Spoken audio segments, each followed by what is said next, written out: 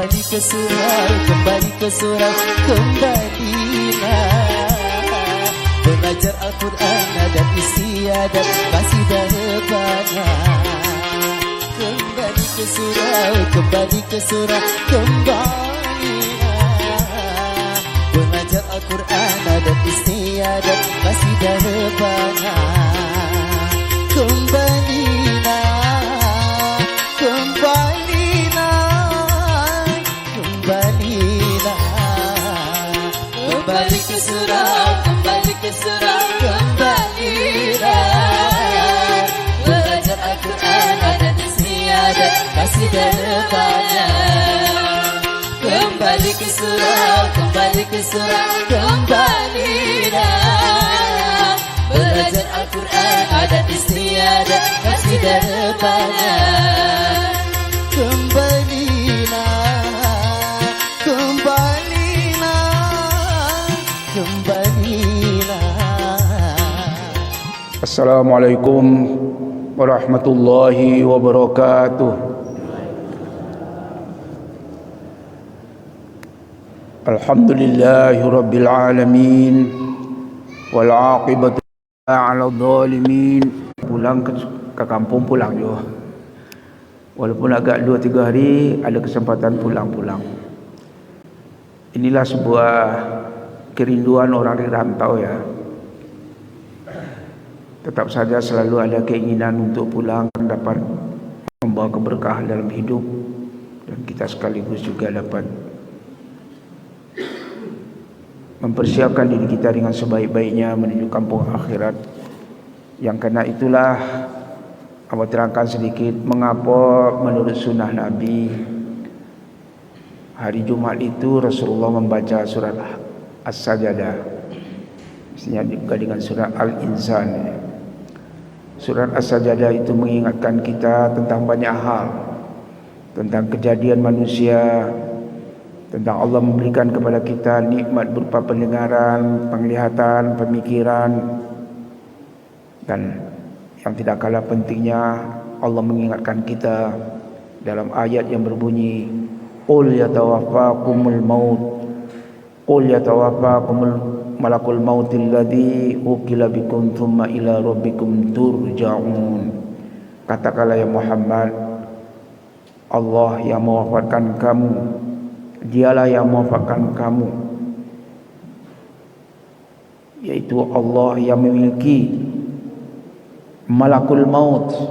Allah lah yang memerintahkan kepada malaikat maut untuk mencabut nyawa kita manusia ini. Yang diwakilkan Allah kepada malaikat maut untuk mencabut nyawa kita.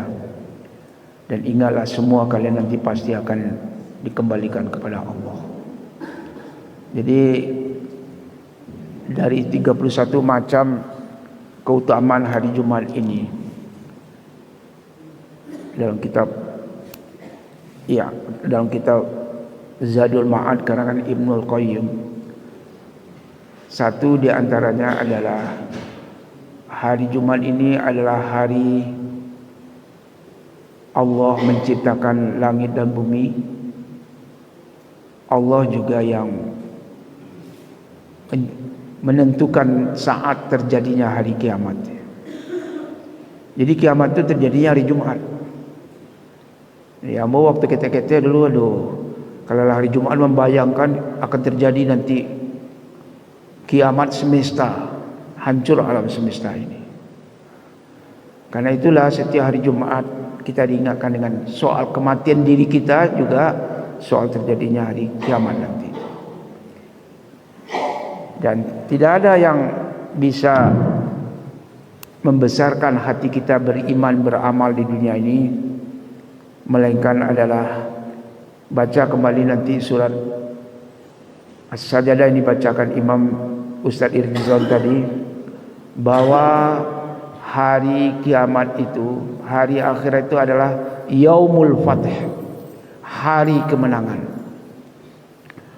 Qul yaumal fathil la yanfa'ul ladina kafaru imanuhum walahum yundarun.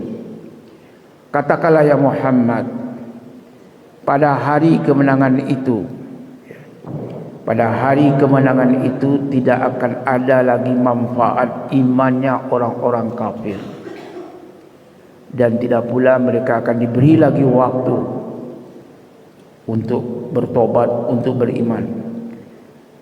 Tidak beri lagi mereka penangguhan. Inilah Yaumul Fatah.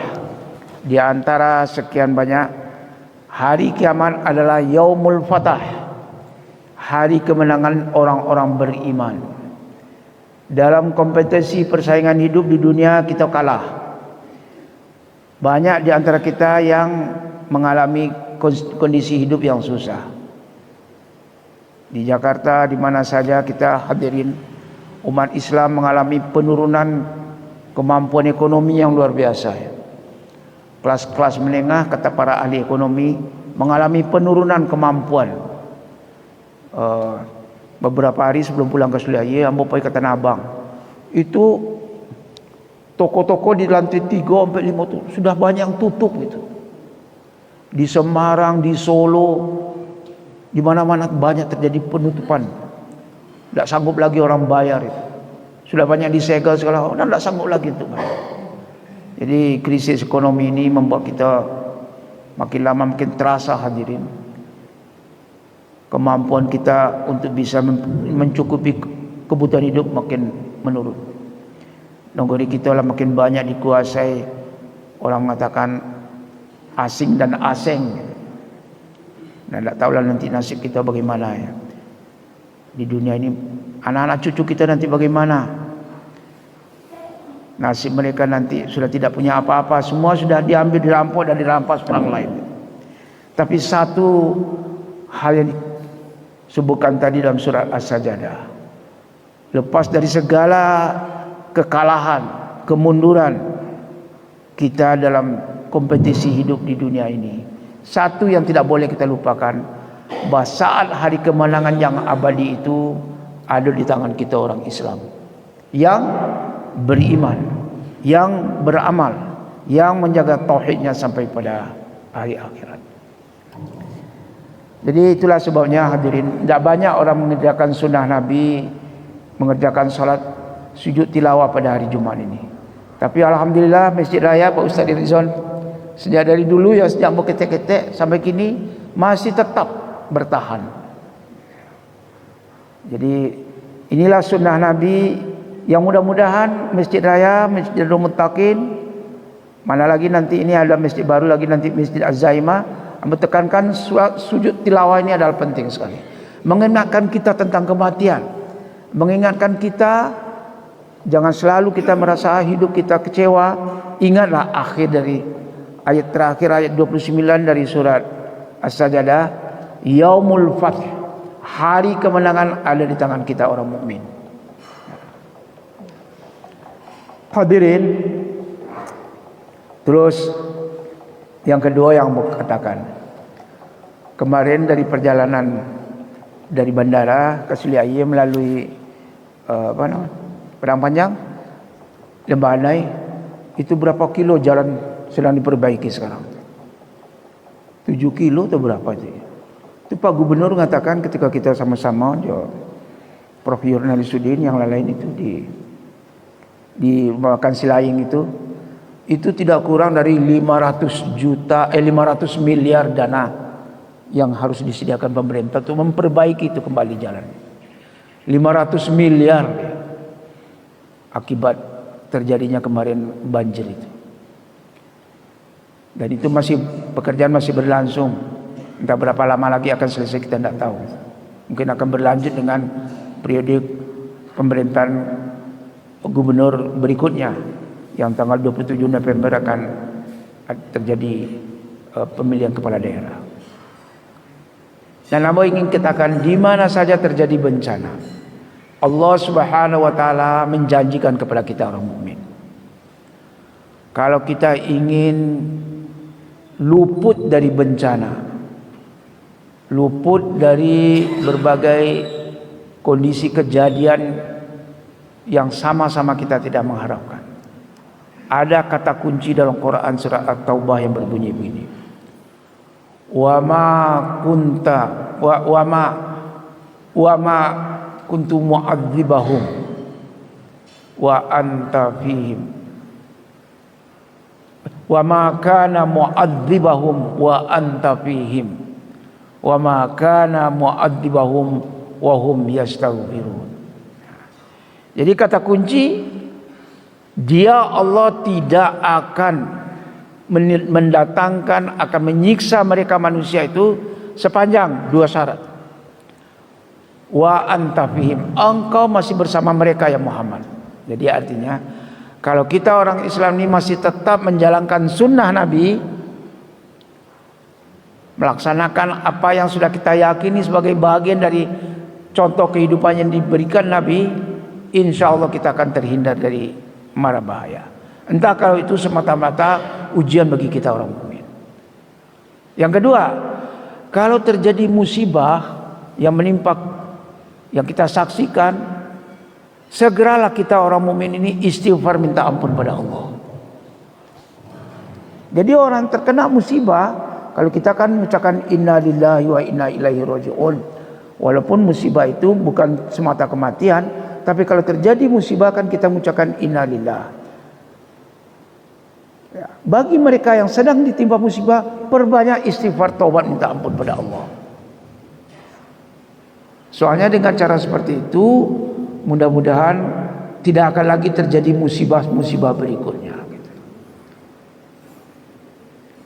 Mau pikir ya, Nagari awak sulit aja begitu ya. Begitu kondisi alamnya tuh berbukit, jalan tidak ada yang datar, semuanya tinggal awak di tobiang-tobiang, di bukit-bukit, bikin rumah di bukit. Tapi alhamdulillah nambah pikirkan, kok di tobiang-tobiang lain ya di Jawa Barat di mana itu sudah banyak longsor itu ya.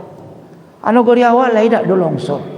Entah kok Bapak Pak Irzon, Pak Ifri, ada tak longsor di Nagari awak?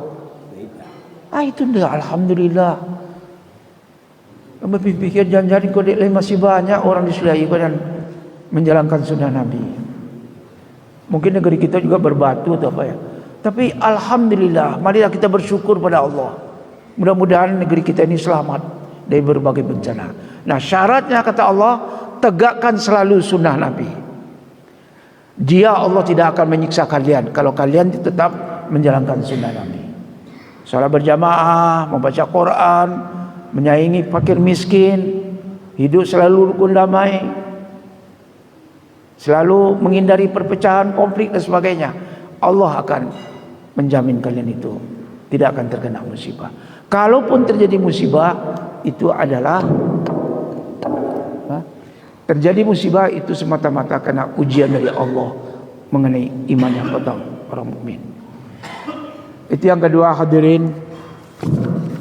Yang ketiga, kalau anda lihat-lihat bapak-bapak ibu yang hadir kok, dapat dipastikan usia kita kalau lebih di atas 50 tahun rata-rata ya. Dan 70 ke atas, nah 80 masih ada. Kalau 70 ambo cek dulu. 70, ambolah 72 ya. Banyak alhamdulillah kita sudah dapat bonus dari Allah. Usia standar itu kan 63 tahun, usia Nabi, katakanlah begitu ya. Kalaulah panjang usia seperti ambolah 72, kok di Jakarta ambolah termasuk kelompok tua-tua nih. Generasi itu tidak banyak lagi orang. Boleh satu persatu kawan yang meninggal.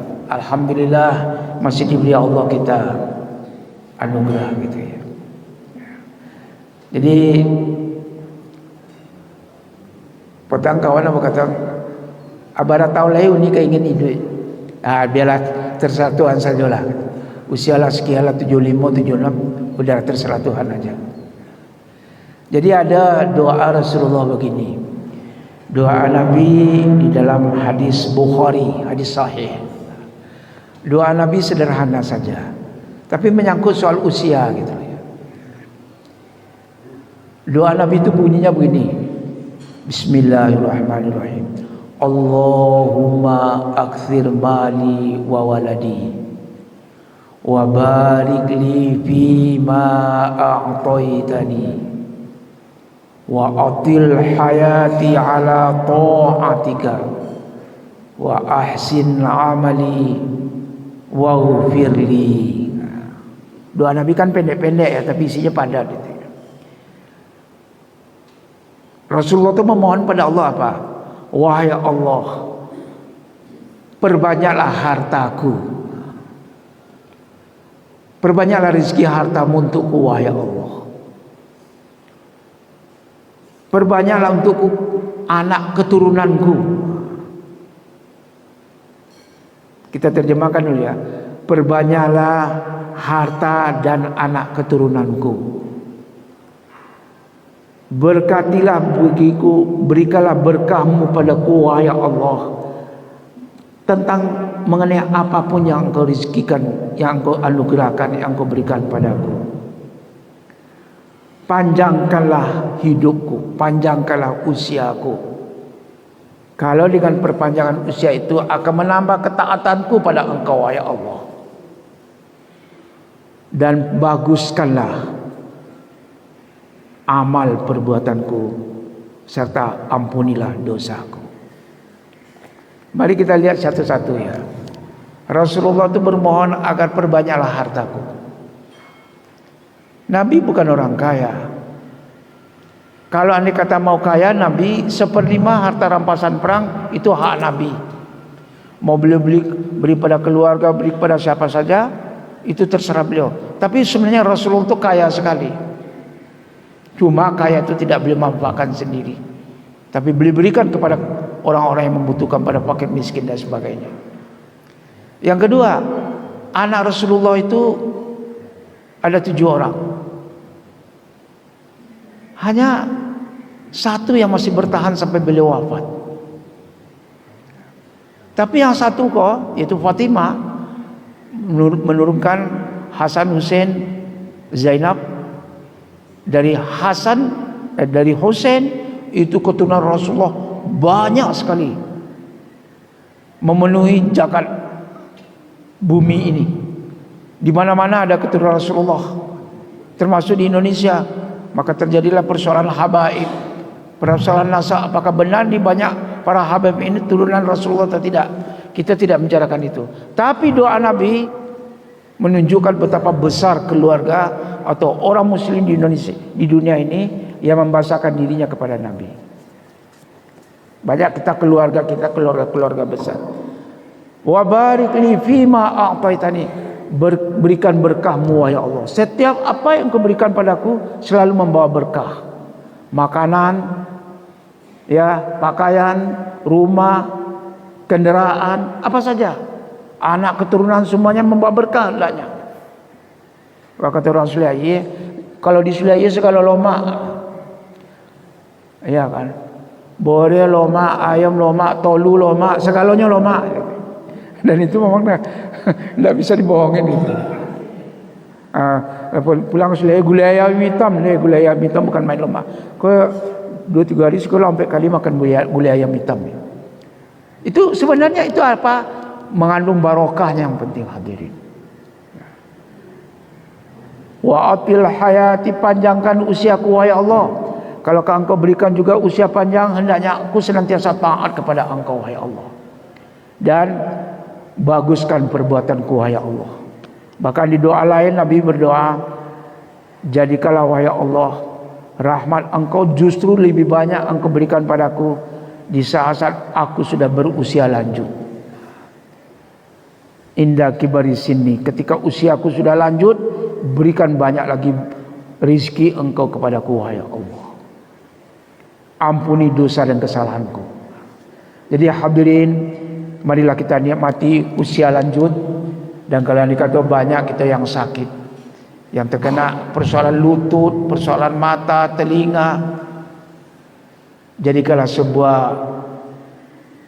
ungkapan yang berbunyi berdamai dengan hari tua gitu. Ya. Berdamai dengan hari tua itu adalah suatu hal yang mungkin baru sekali sudah 2 kali. Pertama waktu di SMP, yang kedua ikut semalam ambo di lokak Ketabun gitu. Oleh cukup. Dapat juga soki yang mau di lokak ketabu juga. Onde tersangilu ni sekali ni. Wah aku kena dapat sembahyang subuh esok langsung. Di lokak ketabu lelo sakit itu. Kau pocong tangan sudah tu deh. Ya alhamdulillah. Bongkas ke sudah ini. Alhamdulillah. Pagi hari mandi jelas subuh sebagai sebuah kebiasaan. Alhamdulillah sembuh kembali. Jadi memang hadirin, kita Tuhan ini siap-siap banyak persoalan. Kesehatan, merasa kesepian dan lain sebagainya. Obatnya adalah ketaatan kita pada Allah. Ketaatan kita menjalankan sunnah Nabi sallallahu alaihi wasallam. Yang terakhir ibu-ibu, bapak-bapak hadirin.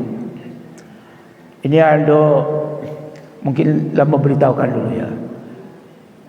Salah satu di antara usaha anak rantau sekarang adalah mencoba pengeboran air yang di Rawang gitu ya. Lah 65 meter digali, ternyata pipanya tinggal di bawah, patah gitu ya. Lah berkali-kali dicoba tidak bisa lagi diangkat. Gitu. Aduh. Kemarin ketemu dengan pemborongnya, kita kan inginnya tuh air mengalir terus, bisa mengairi sawah, tapi ternyata ujian Tuhan, pipa itu tinggal di bawah, tidak bisa diangkat. Jadi kemarin itu terpaksa kita buka lagi lubang baru. Amba rasa memang benar-benar ini sebuah ujian. Beberapa kali upaya penggalian sumur dalam di Sulawesi itu gagal gitu. Dulu di Gontor gagal, kemudian di Kota Tua kata Prof. Jurnalis Sudin juga gagal. Aku di Rawang kelihatannya untuk pertama ini gagal. Tapi kami belum putus asa. Para pemborongnya juga masih akan mengajukan lagi usul supaya dibuka di lubang dan baru, tapi masih di lokasi tanah wakaf itu. Kami juga panitia mohon doa kita bersama hadirin. Mudah-mudahan itu berhasil ya. Kalau Rawang berhasil, akan kita buka lagi di Kubang Duo. Itu janji dari Profesor Jurnalis Sudin. Kalau Rawang berhasil, ambo biayai untuk di Kubang Duo. Kalau itu berhasil, mudah-mudahan nanti kita akan mendapatkan sumber air yang bisa mengairi sawah, mengairi kebun dan sebagainya, sehingga adalah perubahan tentang kondisi kehidupan kita yang makin lama terasa kekeringan. Kalau terjadi itu kita sering gagal panen. Nah yang terakhir hadirin, ini dengan akan diresmikannya Masjid Az-Zaimah rencana tanggal 15 Desember ya. Ada sebuah hal dan Amba mengharap itu ya, bahwa masjid itu dilengkapi dengan fasilitas komputer yang serba canggih, yang sekarang namanya Starlink. Apa manfaatnya? Kita sekarang bisa belajar di masjid. Masjid kembali, ini sponsor atau gagasan dari kawan kita Arjon, menantu Kak Musnarli, yang sangat hobi, yang sangat senang dengan sangat banyak perhatiannya ke Sulawesi. Jadi kan Masjid Az-Zaimah dilengkapi dengan fasilitas komputer. Artinya anak sekolah sekarang secara bergantian bisa memanfaatkan itu. Misalnya murid-murid PSA Pak Gizon, Alia, PSA, Muhammadiyah, anak-anak SD, guru-guru yang akan menambah pengetahuan bisa nanti memanfaatkan fasilitas itu gratis, sama sekali tidak bayar. Jadi kamilah menyampaikan kepada Prabu Yano, siapa yang ingin mencari pengetahuan, pelajaran, sekarang apa saja bisa dalam waktu yang cepat. Dia tidak memakai kalau sekarang itu internet kan banyak ini ya, lelet atau apa. Kalau ini enggak, dalam hitungan detik apa saja kita minta bisa. Itu luar biasa sekarang itu. Jadi nanti secara teratur anak sekolah, terutama ya anak sekolah, guru-guru yang mau ujian. Nah, kemarin ujian apa? AMBK apa namanya Pak? Analis apa? Enggak Pak, AMBK itu apa? Berbasis komputer itu apa namanya? Asesmen AMBK, ABK ya. asesmen berbasis komputer ya. Nah, itu bisa bergantian. Kalau ini nanti di sekolah, misalnya di PSA tidak bisa, di SD tidak bisa. Bisa kita secara teratur nanti memanfaatkan fasilitas di masjid. Tapi cuma fasilitasnya cuma 10 komputer, 10 laptop gitu ya. Jadi bisa bergantian. Agak setengah jam seorang atau berapa nanti kita bisa bergantian. Dan karena itu nanti didaftarkan. Setiap hari nanti akan dibuka selalu itu kesempatan. Untuk siapa saja mau belajar pertanian, belajar agama, bertanya apa saja itu komputer bisa jawab itu. Hebat sekali memang itu. Jadi mudah-mudahan satu persatu ibu bapak, kalau nanti itu di Masjid Az-Zaimah berhasil, mudah-mudahan nanti juga di Masjid Raya ibu kasih lagi, di Masjid Darul Muttaqin atau di mana. Karena program apalah yang disebut namanya program digital itu program Yayasan Gunung Merah. Sama tahu nanti kalau itu berhasil dengan baik dapat mendatangkan manfaat yang besar, mudah-mudahan saja nanti di tempat lain di Masjid Raya atau di mana kita tambah lagi Pak. Itu kira-kira harapan kita hadirin. Kami rasa sekadar pengajian itu yang dapat kami sampaikan. Bapak-bapak, ibu-ibu, semoga kita tetap selalu sehat walafiat. Semakin banyak hendaknya orang rantau dan berkunjung ke Suliaye, dan ada gagasan dari Pak Akhir Adnan ya.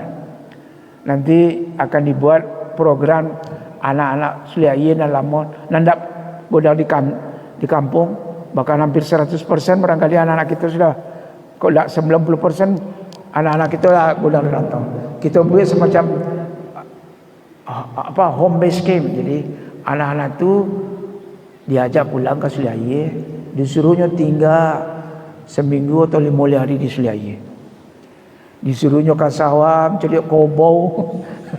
Kau lihat juga ada kobau ya. Baru saya ini tak ada endek, tak ada ya. Endek tak ada. Anu namanya kok? Dan di Surabaya dulu ada punya tu. Kincir. Kincir lah tak ada.